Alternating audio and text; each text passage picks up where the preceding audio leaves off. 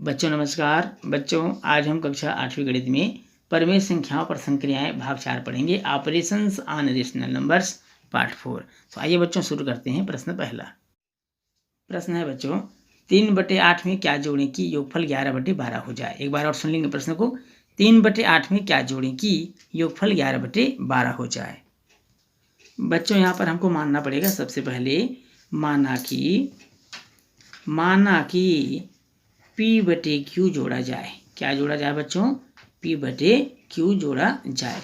अब यहाँ पर 3/8 धन P/Q बराबर 11/12 हो जाएगा। प्रश्नानुसार हम 3/8 को पक्षांतर कर देते हैं बच्चों, तो P/Q बराबर हो जाएगा 11/12 ऋण 3/8। यहाँ पर 12 और 8 का हम लसा ले लेंगे। 12 और 8 का लसा होगा 24। कितना होगा बच्चों? 24 होगा। 24 को 12 से भाग देंगे, 2 बार जाएगा, 2 11 22 होता है। ऋण 24 को 8 से भाग देंगे, 3 बार जाएगा, 3 3 9 हो जाता है।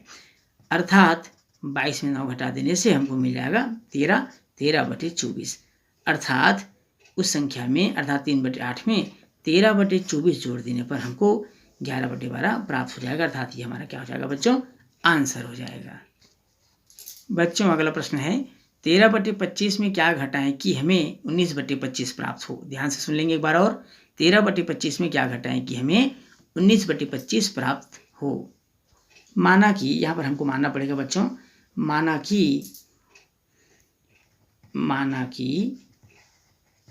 P/Q घटाया जाए। क्या घटाया जाए बच्चों? P/Q घटाया जाए। P/Q घटाया जाए अर्थात 13/25 में हमको P/Q घटाना है, तब हमको प्राप्त होना चाहिए 19/25। ऐसा प्रश्नानुसार पक्षांतर कर देंगे बच्चों। P/Q बराबर 13/25 ऋण 19/25। 25 और 25 का लसा कितना हो जाएगा बच्चों? 25 ही हो जाएगा। अब हर समान है, लघुत्तम के, तो 25 से कम बचे एक बार जाएगा। 1 का 13 से गुणा करेंगे 13 ही होगा। इसी प्रकार ये 19 हो जाएगा बच्चों। अब 13 में 19 घटा देंगे तो हमको प्राप्त हो जाएगा ऋण 6, क्योंकि 19 बड़ा है 13 से और बड़ी संख्या पर ऋण का चिन्ह लगा हुआ है, तो ये हो जाएगा ऋण 6/25। अर्थात संख्या 13/25 में ऋण 6/25 अगर हम घटाते हैं तो हमको 19/25 प्राप्त हो जाएगा। बच्चों अगला प्रश्न है सत्य असत्य लिखिए तथा असत्य कथन को सही करके लिखिए। पहला ऋण 3/5 का योज्य प्रतिलोम 5/3 है। दूसरा 4/5 ऋण 7/9 बराबर 7/9 ऋण 4/5। तीसरा है शून्य को किसी संख्या में से घटाने पर मान अपरिवर्तित रहता है। चौथा है किसी परिमेय संख्या को घटाने का अर्थ है उस परिमेय संख्या के योज्य प्रतिलोम को जोड़ना। तो चलिए बच्चों देखते हैं इसके उत्तर को। पहला था ऋण 3/5 का योज्य प्रतिलोम 5/3 है, तो बिल्कुल असत्य है। योज्य प्रतिलोम 5/3 नहीं होगा बल्कि धन 3/5 होगा। दूसरा है बच्चों 4/5 ऋण 7/9 बराबर 7/9 ऋण 4/5। तो यह भी कथन असत्य होगा, क्योंकि ऋण 4/5 जो दिया हुआ है वो गलत है। उसकी जगह होना चाहिए धन 4/5 और ऋण 7/9। तीसरा है शून्य को किसी संख्या में से घटाने पर मान अपरिवर्तित रहता है। बिल्कुल सत्य है।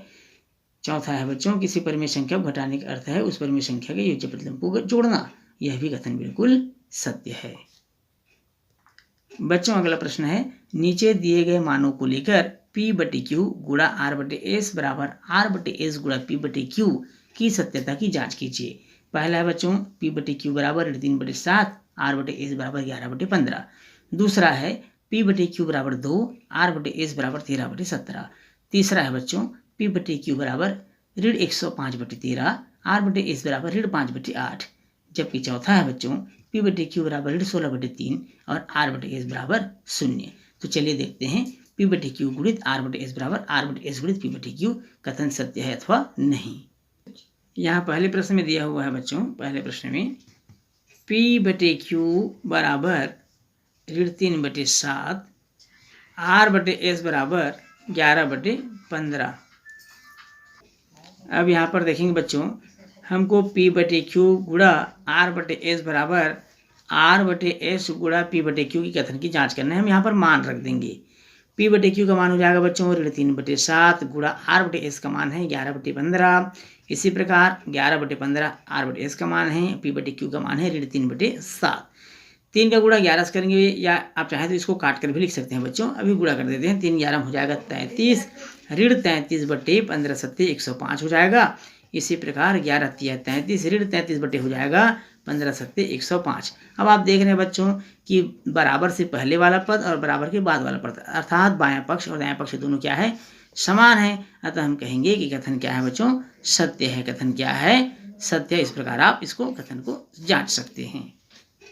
दूसरा प्रश्न है बच्चों, इसी में दूसरा दिया हुआ है P बटे Q बराबर 2, जबकि R बटे S बराबर दिया है 13 बटे 17। अब हमको कथन जांचना है P बटे Q गुणा R बटे S बराबर R बटे S गुणा P बटे Q।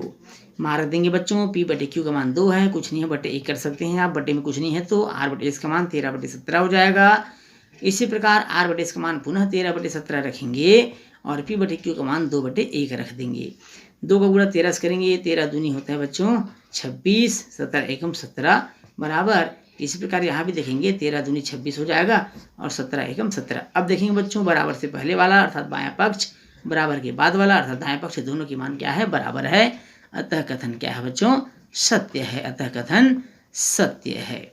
इसी में तीसरा जो प्रश्न दिया हुआ है बच्चों, तीसरा सवाल जो दिया है वो है P बटे Q बराबर ऋण 105 बटे 13, R बटे S बराबर दिया हुआ है ऋण 5 बटे 8। कितना दिया बच्चों, P बटे Q बराबर ऋण 105 बटे 13 और R बटे S बराबर ऋण 5 बटे 8। अब चूंकि हमको कथन जांचना था, कथन क्या जांचना है, P बटे Q गुणित R बटे S बराबर है R बटे S गुणा P बटे Q के। तो देखेंगे P बटे Q का मान है ऋण 105 बटे 13 गुणित R बटे S का मान दिया बच्चों ऋण 5 बटे 8 बराबर R बटे S का मान है ऋण 5 बटे 8 गुणित P बटे Q का मान है ऋण 105 बटे 13। अब यहाँ ऋण और ऋण धन हो गया, 105 पंचे 525 होता है बच्चों। इस तरह से लिख देंगे 13 अट्ठे 104 बराबर में 105 पंचे, यहाँ भी 125 525 हो जाएगा क्योंकि ऋण और ऋण धन हो जाएगा बच्चों। 13 अट्ठे 104। अब यहाँ पर भी देख रहे हैं बराबर से पहले वाला पद और बराबर के बाद वाला पद अर्थात बायां पक्ष बराबर दायां पक्ष है। अतः कथन क्या है बच्चों, सत्य है। तो यहाँ लिख देंगे अतः कथन सत्य है। कथन क्या है बच्चों, सत्य है। हमारा आंसर हो जाएगा। इसमें चौथा प्रश्न जो दिया है बच्चों, वो चौथा प्रश्न है P बटे Q बराबर ऋण 16 बटे 3, जबकि R बटे S बराबर दिया हुआ है 0, अर्थात P बटे Q गुणित R बटे S बराबर R बटे S गुणा P बटे Q। अब P बटे Q का मान कितना है बच्चों, ऋण 16 बटे 3 यहाँ पर रख देंगे। R बटे S का मान कितना दिया हुआ है, 0 दिया हुआ है बराबर R बटे S का मान पुनः रख देंगे 0। P बटे Q का मान हो जाएगा ऋण 16 बटे 3। 0 का किसी से भी गुणा हो बच्चों अथवा भाग हो, उसका मान 0 ही होता है। 0 का इधर भी गुणा हो रहा है, ये भी 0 हो जाएगा। अब देखेंगे बायां पक्ष बराबर दायां पक्ष है।